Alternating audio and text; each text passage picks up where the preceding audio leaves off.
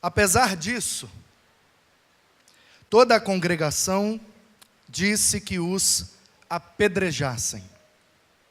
Porém, a glória do Senhor apareceu na tenda da congregação a todos os filhos de Israel. Não feche a sua Bíblia, por favor. Não desligue o seu celular. Deixe a sua Bíblia aberta. Se é de papel ou no celular, não importa. A gente ainda volta para o texto e vamos aprender coisas maravilhosas sobre a glória de Deus. O texto que nós lemos, que diz que apesar disso, apesar do que estava acontecendo, apesar da circunstância, apesar do momento em que aquele povo estava vivendo, toda a congregação quis que apedrejassem aqueles que estavam dispostos a prosseguir para a promessa de Deus. Porém, a glória do Senhor apareceu na tenda da congregação a todos os filhos de Israel. O que é que está acontecendo aqui, irmãos? Irmãs, convidados, visitantes, quero dizer a vocês, de maneira muito breve, e tentar colocá-los junto dessa história, desse texto, do contexto do que está acontecendo aqui. Você conhece um pouco a história da saída do povo do Egito e da conquista da terra prometida. Se você não leu a Bíblia, você assistiu a Record e muito provavelmente você conhece essa história, a história de Moisés. O que está acontecendo aqui é que o povo saiu do Egito de maneira miraculosa, de maneira gloriosa. A glória de Deus estava presente com este povo o tempo inteiro, mostrando para eles que Deus estava no controle da situação, libertando aquele povo. Você sabe, o povo passou a pés enxutos pelo mar de juncos, ou mar vermelho, que é aquele apêndice de água entrando para o continente que dá na península do Sinai.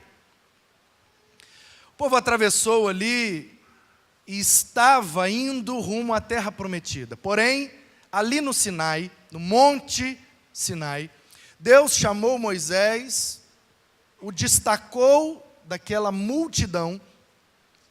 Dizem os estudiosos e eruditos que eram em torno de 5 milhões de pessoas. 5 milhões de hebreus, largando o Egito e indo para Canaã. Muita gente. Alguns falam em 7 milhões, outros falam em 2 milhões. Não importa, o que importa é que era muita gente. E um líder.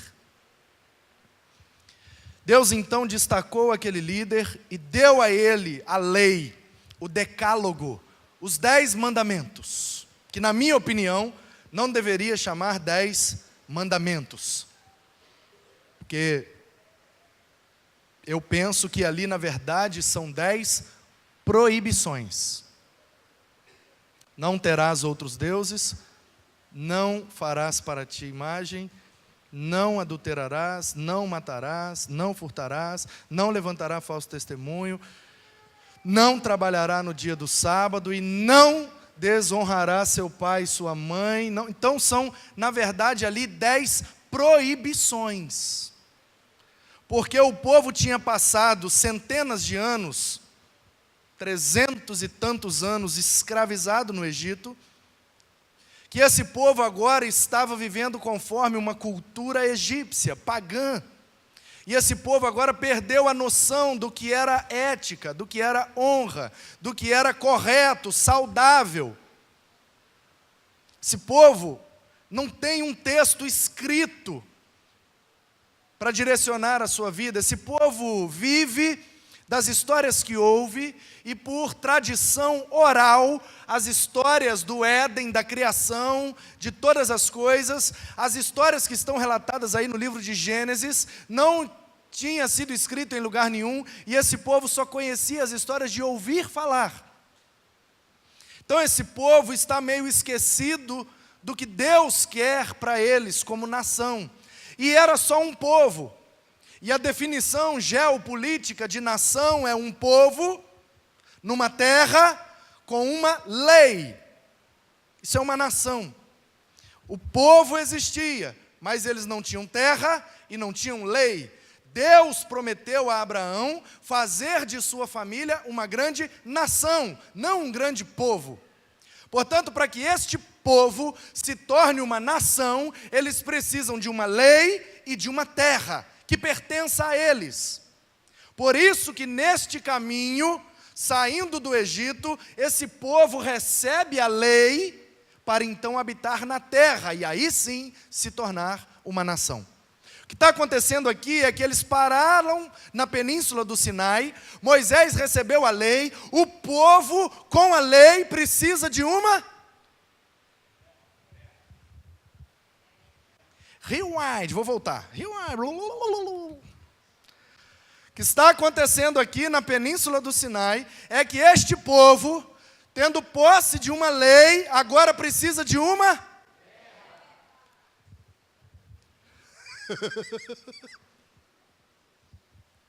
Lembrei de um amigo meu que toda vez que ele fica empolgado, eu nunca vi pessoalmente, mas ouvi dizer que tem uns crentes aí que quando empolga assim, em vez de dar aleluia, estão dando terra agora. Terra!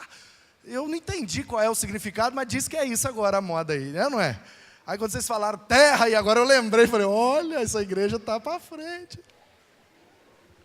Está ouvindo a mensagem gritando, terra! Já pensou se alguém edita só essa parte? Ó, a Igreja Batista Guaranhuns gritando terra, o negócio lá está descambado. Então entenda comigo, por favor. O povo saiu do Egito, esse povo foi escravizado por centenas de anos. Esse povo nunca pegou numa arma para lutar. Esse povo nunca fez uma guerra. Esse povo não sabe o que é estratégia, organização, armamentos, suprimentos, planejamento, conquista. Esse povo nunca foi para a batalha. Eles são escravos, acabaram de ser libertos. O que é que acontece? Saem da península do Sinai, subindo pela região de Cades Barneia, avistam a terra. Eita, aquela lá é a terra que Deus quer dar para a gente. Só que ao ver a terra, também percebem que a terra não está desocupada. Tem gente morando lá. E gente grande. Gente grande.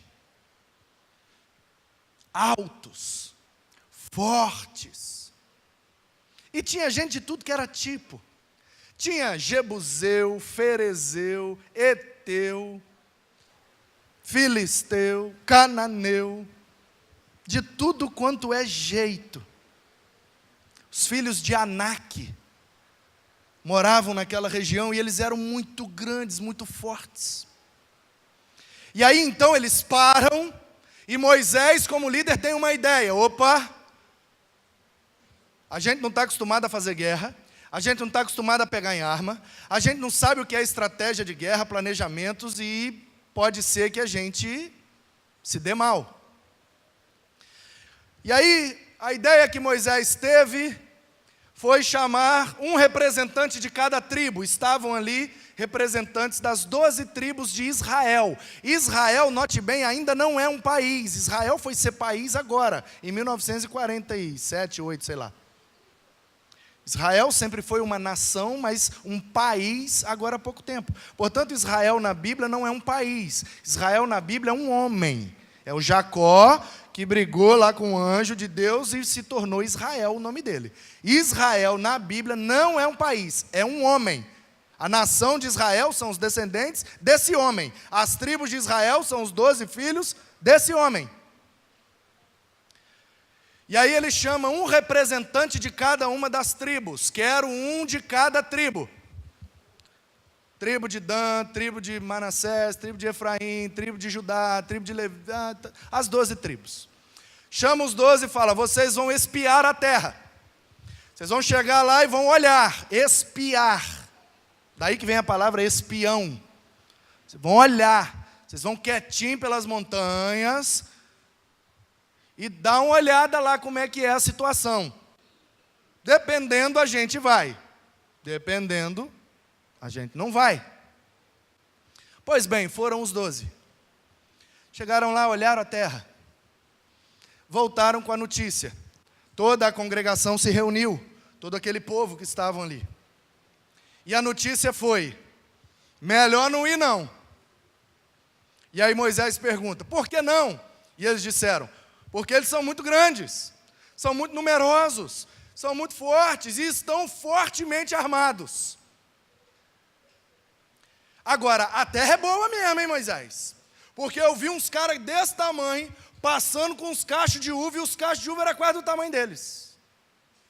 A terra realmente mana leite e mel. A terra é muito produtiva. A terra é muito abençoada. Agora, tem uns homens grandes morando lá. E se a gente for lá, eles vão matar a gente. Ninguém vai abrir mão de uma terra boa dessa tão facilmente. Aí Moisés,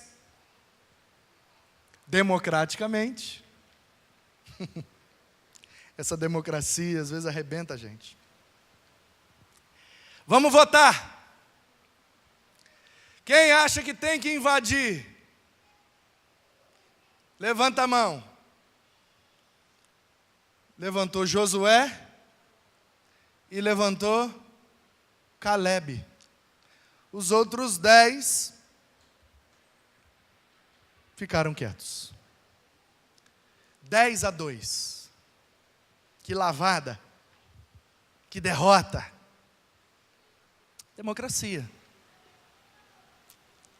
E aí, o povo não invadiu. Não tomaram posse da terra que Deus prometeu e garantiu dar a eles. Sabe o que custou essa decisão, mediante esta votação?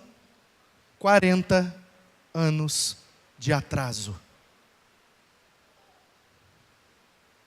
40 anos se passam, o povo permanece ali em Cades Barneia, ali eles vão plantar, ali eles vão colher, ali eles vão celebrar a Páscoa, o Pentecostes, os tabernáculos, e vão ficar ali por 40 anos, até que todo mundo morre. E Josué, filho de Num, se levanta como novo líder daquele povo, atravessa o Jordão, toma posse da terra, e dessa turma, quais eram os únicos 2 que estavam lá? Josué e Calebe.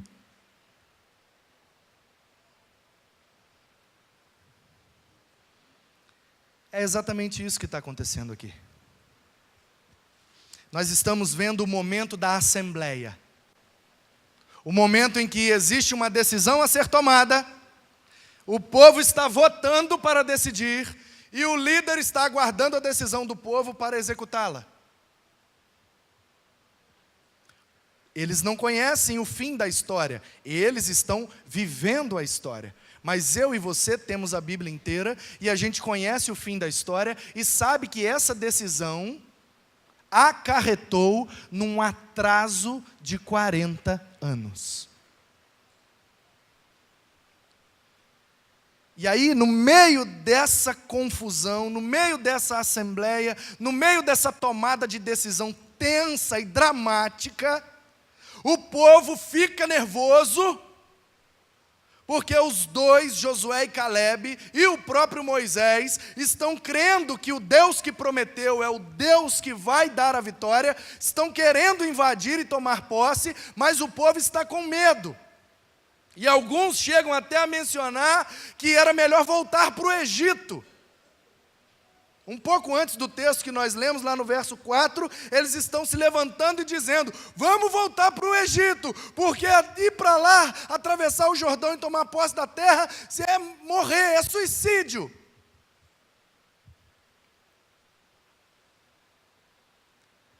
E nesse ínterim,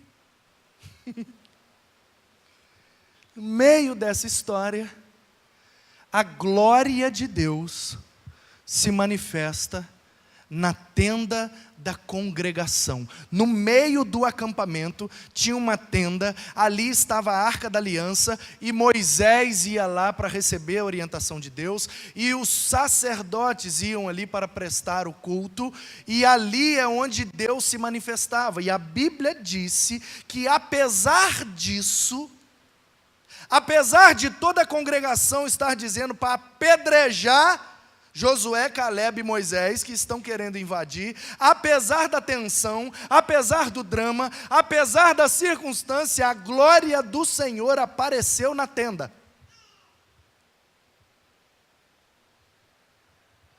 Sabe o que eu aprendo com isso?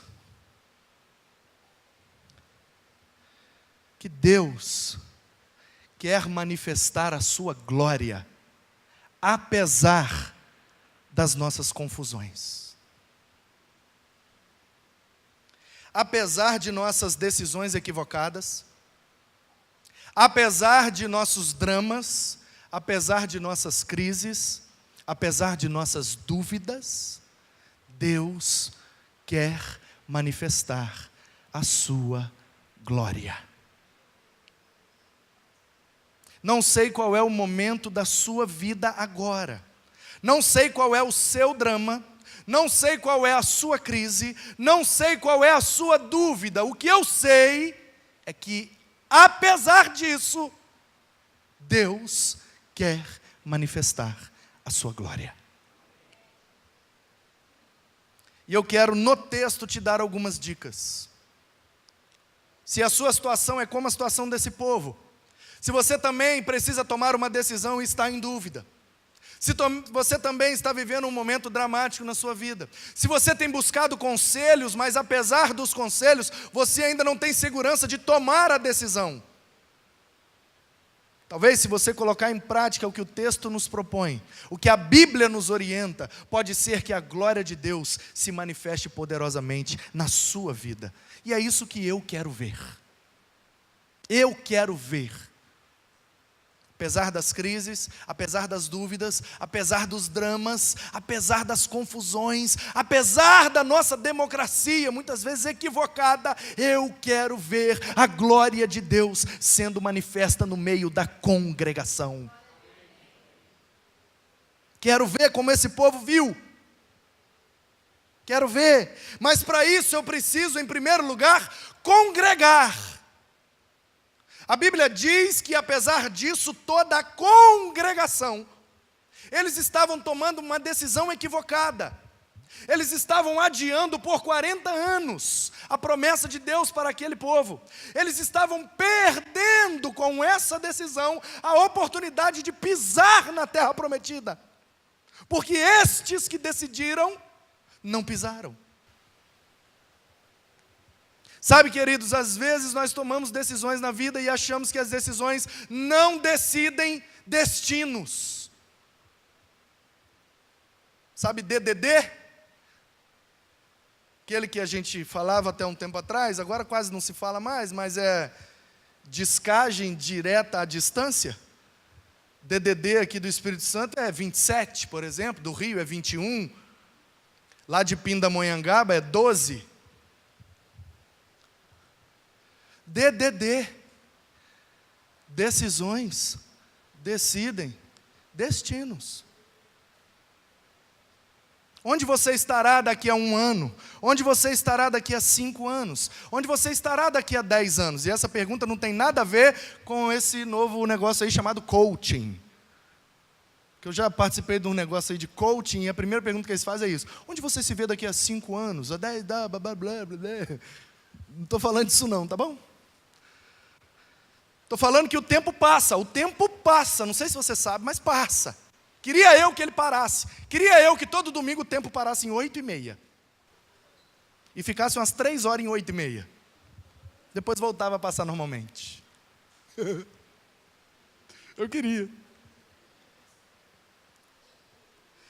O tempo passa, meus irmãos. Se você fizer a faculdade, o tempo passa. Se você não fizer, ele passa do mesmo jeito. Se você se matricular na pós-graduação, no mestrado, no doutorado, o tempo passa. Se você não se matricular, o tempo passa do mesmo jeito. Se você terminar o ensino médio, se você fizer aquele curso profissionalizante, se você correr atrás de um sonho, de algo que você deseja e almeja para a sua vida profissional, acadêmica, se você fizer, o tempo passa. Se você não fizer, o tempo passa do mesmo jeito. É disso que eu estou falando. Esse povo tomou uma decisão que adiou, postergou, procrastinou em 40 anos a promessa que Deus tinha para eles naquele momento. E quantas vezes eu e você ficamos procrastinando as nossas decisões e com isso adiando as promessas de Deus em nossas vidas.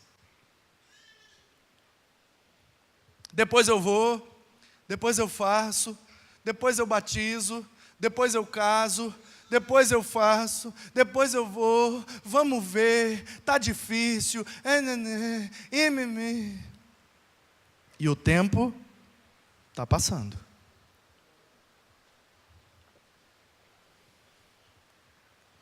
Em primeiro lugar, eu quero dizer a você que você tem que congregar.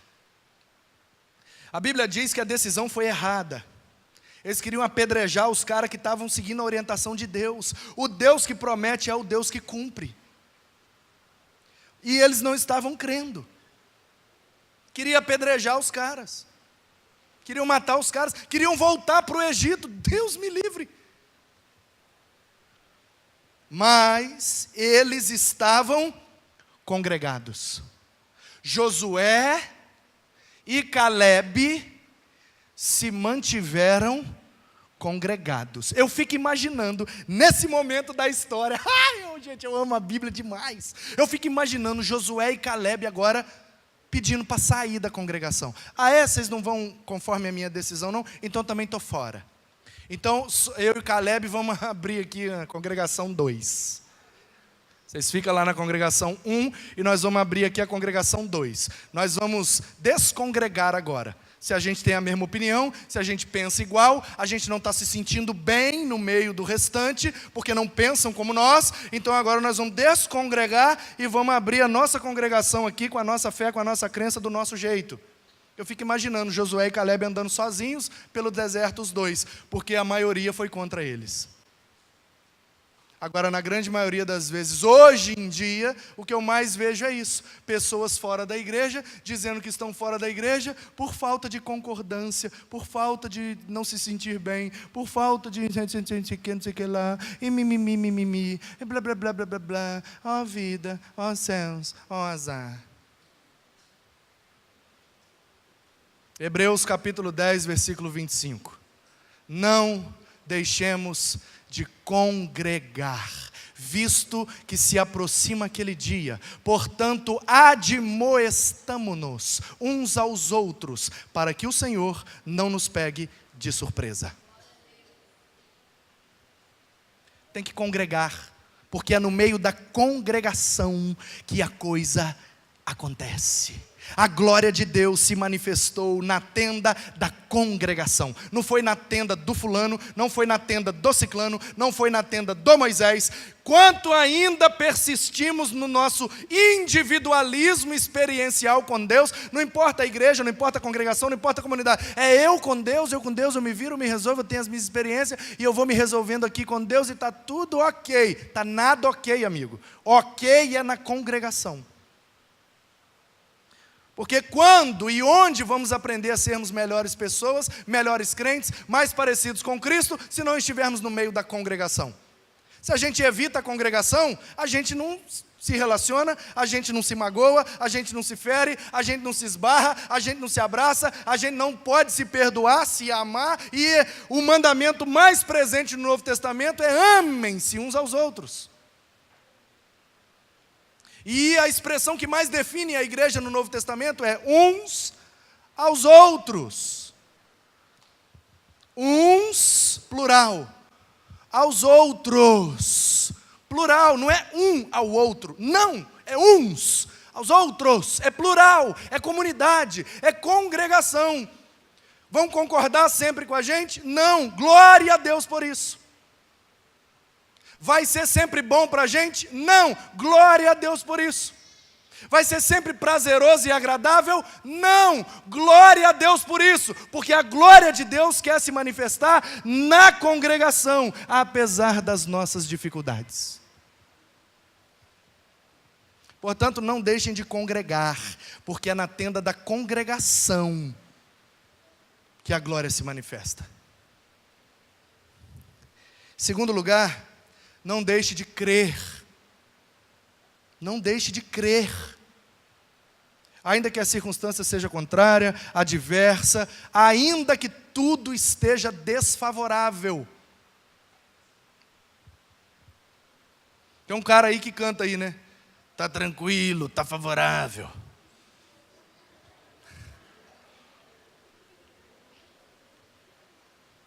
De vez em quando a música que a gente deve cantar é meio diferente dessa, né? Eu, de vez em quando, eu canto.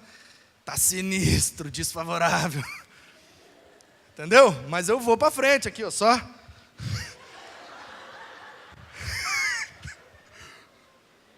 Sabe por quê, irmãos? Olha o verso 11. Disse o Senhor a Moisés: até quando me provocará este povo? Até quando não crerá em mim, a despeito de todos os sinais que fiz no meio deles? Sabe o que é que Deus está perguntando para Moisés? Esse povo está com Alzheimer. Esse povo se esqueceu do que eu acabei de fazer. Eu acabei de dar 10 pragas ao Egito. Eu acabei de destronar as 10 divindades do Egito, e a principal delas, o faraó. Eu acabei de provar no Egito que eu sou o que sou. Yuré, Wavre, o Deus eterno, dono de todas as coisas. Eu libertei esse povo. Eu fiz chover uma farinha do céu. Eu botei uma nuvem para proteger do sol de dia. Eu botei um fogo para aquecer o frio à noite. Eu dei comida, água, proteção. E agora que eles estão diante de tomar posse da promessa, eles se esquecem de tudo, não creem no meu poder e querem retroceder? Ainda bem que eu não sou Deus, né? Mas se fosse eu aqui falando com Moisés, eu colocaria uma vírgula aqui, eu acrescentaria uma parte B aqui nesse versículo. Por minha conta e risco. Disse o Manu a Moisés: até quando me provocará este povo? Até quando não crerá em mim, a despeito de todos os sinais que fiz no meio deles? Desta forma, não poderei manifestar a minha glória. Se eu fosse Deus, de maneira explícita aqui com Moisés, conjecturando, concatenando, é possível que eu até esteja pecando aqui fazendo isso. Ainda bem que eu estou escondido atrás da cruz do Calvário. Mas eu penso que o que Deus está querendo dizer para o Moisés aqui é exatamente isso. Como que eu vou manifestar a minha glória no meio desse povo se eles não creem em mim? Eles não creem no meu poder, eles não creem na minha palavra, eles não creem na minha promessa, mas querem ver a minha glória?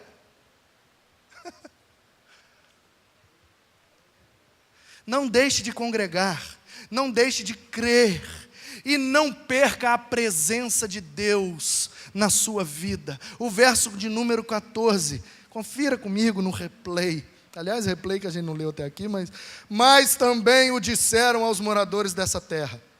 Ouviram que tu, ó Senhor, estás no meio deste povo, que face a face, ó Senhor, lhes apareces.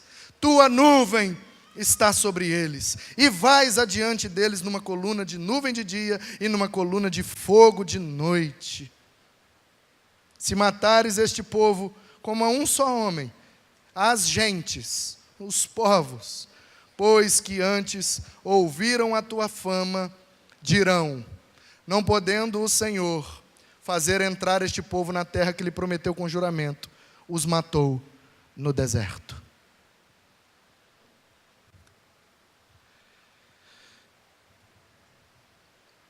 Moisés está entendendo o que eu e você precisamos entender. se nós não crermos em Deus e retrocedermos, fica impossível que Deus manifeste a sua glória. Porque se o povo volta atrás, se o povo retrocede, se o povo não dá o passo para a promessa, disse a Bíblia, os outros povos diriam: mas Deus, o Deus deles não prometeu isso para eles? E cadê que eu não estou vendo nada de terra aí? Sabe, queridos, na nossa vida muitas vezes a gente aguarda algumas coisas, algumas promessas, algumas bênçãos, algumas realizações.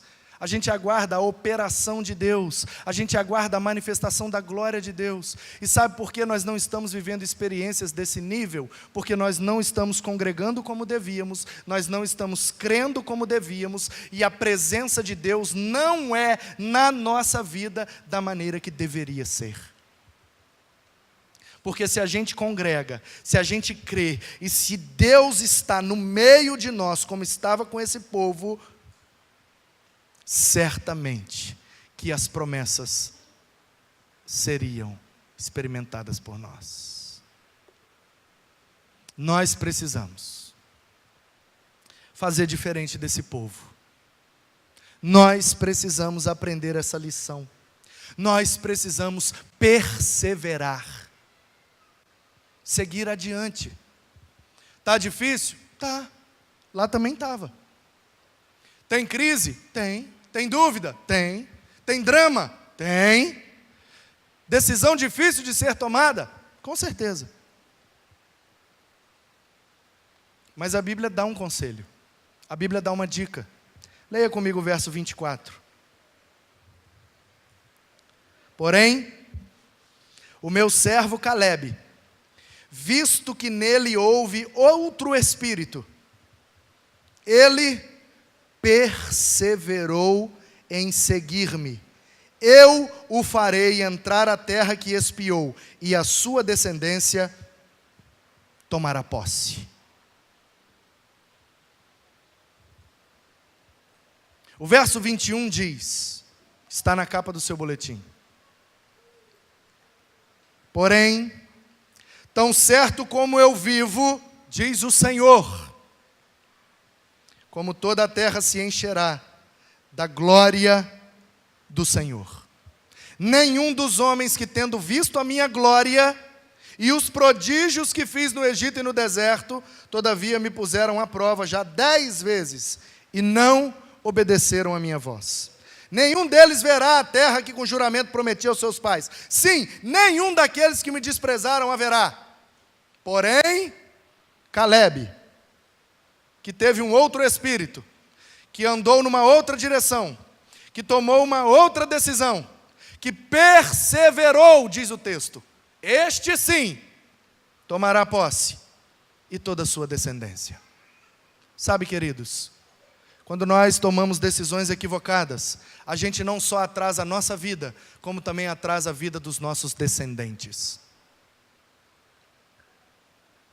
Quando nós tomamos as decisões corretas, quando em nós está um espírito diferente, um outro espírito, e nos faz tomar a decisão correta, não somente nós somos beneficiados, mas também toda a nossa descendência. A glória do Senhor encherá toda a terra. E isso me faz lembrar que essa história, que aconteceu há 3.500 anos atrás, era apenas um protótipo, era apenas uma sombra do que de fato aconteceria, para que nós, toda a humanidade, pudesse tomar posse da promessa definitiva de Deus. Esse povo, toda vez que a palavra promessa aparece aqui, diz respeito a Canaã, a terra geográfica que eles tomariam posse depois de 40 anos. Mas a Bíblia é a palavra de Deus. E entendendo o que estava acontecendo aqui em Cádiz Barneia, eu posso trazer para os meus dias, e o Espírito do Senhor me ajuda a aplicar esta palavra para a minha vida hoje. E sabe o que eu entendo deste texto para a minha e para a sua vida hoje? É que nós temos o que este povo não tinha. Eles retrocederam porque eles não tinham a manjedoura. Eles retrocederam porque eles não tinham o estábulo. Eles retrocederam porque eles não tinham a cruz do Calvário. Eles retrocederam porque eles não tinham um túmulo vazio. Eles retrocederam porque eles não tinham um Senhor que subiu ao céu e de lá intercede por eles. Eles não tinham um Deus que em seu espírito se derrama e habita dentro deles. Eles não tinham, mas nós temos. Nós temos a manjedoura. Nós temos o estábulo, nós temos a estrebaria, nós temos o Natal, o nascimento de Jesus.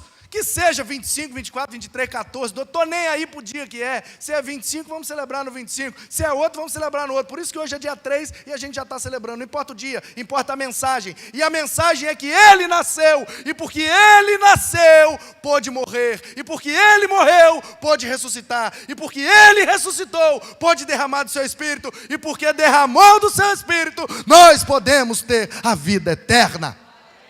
Essa é a promessa que nós aguardamos. Nós não estamos focados em promessas geográficas, em promessas físicas, financeiras, materiais. A nossa promessa é celestial, a nossa pátria é eterna. É para lá que a gente vai. A nossa Jerusalém não é no Oriente Médio, a nossa Jerusalém é na eternidade. É para lá que a gente vai, essa é a promessa que a gente espera, é nisso que a gente confia. E o que eu fico vendo é que tem muita gente adiando tomar essa decisão que vai garantir essa promessa. E da mesma forma com que esse povo procrastinou a bênção, tem muita gente procrastinando a bênção, porque não quer tomar a decisão que pode mudar a sua vida, de mudar a sua eternidade. Hoje você tem que tomar essa decisão. Hoje você tem que olhar para a promessa. E você tem que fazer como Josué e Calebe, porque o verso de número 38 diz: mas Josué filho de Num e Calebe filho de Jefoné, que eram dos homens que foram espiar a terra, estes sobreviveram. A palavra hebraica que foi traduzida por sobreviver tem exatamente esse sentido. É algo que está sobre a vida. Sobreviveram. Sob é embaixo, sobre é em cima. Sabe o que é sobreviver? É viver eternamente. Esta vida tem fim, mas nós temos uma sobrevida, porque quando esta acaba, a eterna jamais se acabará. Portanto, hoje você precisa tomar a decisão que decidirá o seu destino, rumo a Canaã, rumo a Nova Jerusalém, rumo à nossa pátria celestial, em Cristo, pelo Espírito de Deus, decidamos prosseguir. Quem está comigo? Quem está comigo? Quem nesta noite, entendeu o que significa o Evangelho, entendeu o que significa a vida eterna, entendeu o que significa ir para o céu e quer hoje tomar uma decisão, só me mostre a palma da sua mão, só isso. Me mostre a palma da sua mão. Deus abençoe. Mais alguém? Deus abençoe. Deus abençoe, aleluia. Deus abençoe lá atrás, lá em cima. Glória a Deus, aleluia. Glória, glória. Os anjos cantam lá nos céus, porque mais alguns remidos acabaram de entrar no céu. Glória, os anjos cantam glória, glória, glória, aleluia, glória e aleluia. Nasceu o Rei. O Rei morreu, o Rei ressuscitou, o Rei nos garantiu a vida eterna. Que Ele nos abençoe e que você tenha, a partir de hoje, até o dia 25, um feliz Natal.